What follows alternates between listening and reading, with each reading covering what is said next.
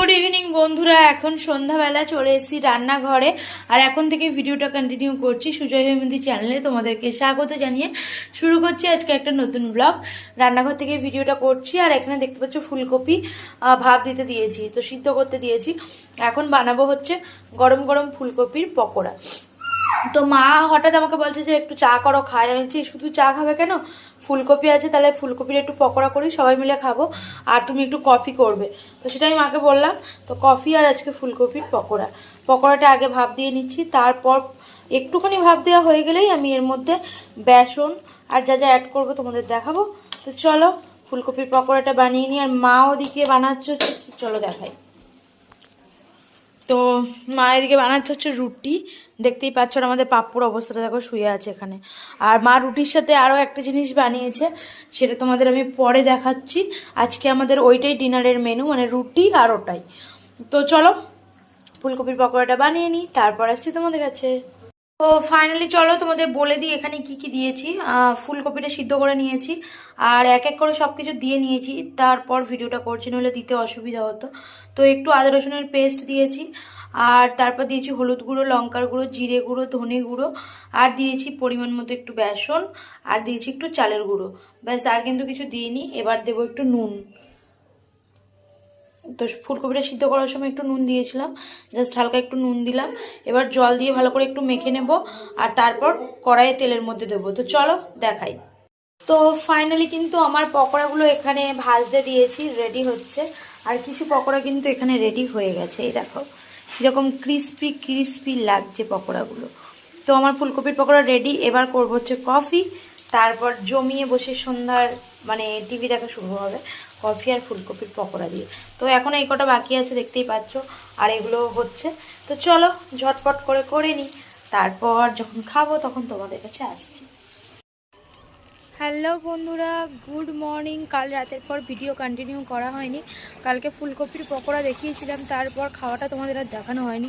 কি করে খাও বলো, সোহম খেতে দেয়নি, আর ওর জন্য আবার পেঁয়াজি করেছি, তারপর হচ্ছে আমরা খেয়েছি।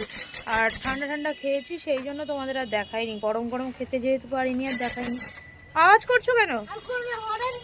না বাজিও না, কথা বলছি তো। তো এখন আছি ছাদে, আর আমার মুখ একদম কথা বলতে পারছি না, টান ধরেছে। আর আমাকে ঠিক বয়সকালে কেমন দেখতে হবে সেটাই তোমাদের সাথে শেয়ার করছি।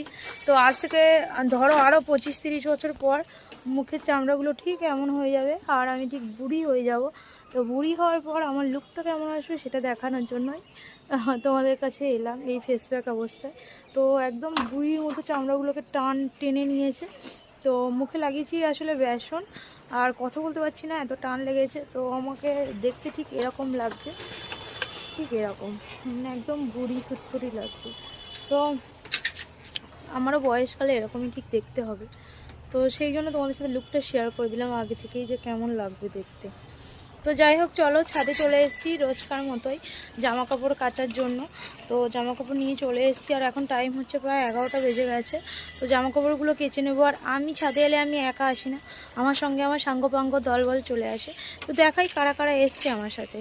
এখানে রোজকার মতো সোহম চলে এসছে ছাদে, সাইকেল চালাচ্ছে। সাইকেলটা কিনে দেওয়ার পর এই প্রথম খুব অসুবিধা হচ্ছে।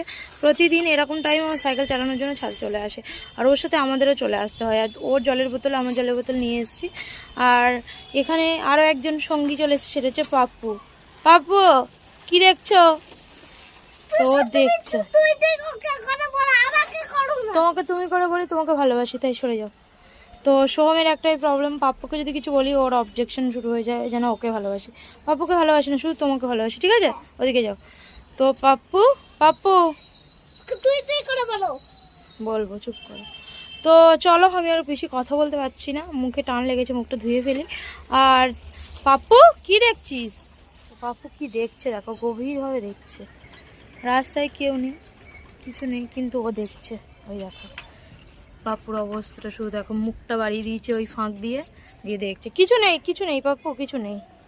তো চলো আজকের মতো ভিডিওটা কিন্তু এখানে এন্ড করছি, আর দেখা হবে তোমাদের সাথে পরবর্তী একটা ভিডিওতে। ততক্ষণ তোমরা ভালো থেকো, সুস্থ থেকো। আজকের মতো সোম বলে দাও টাটা, বাই বাই।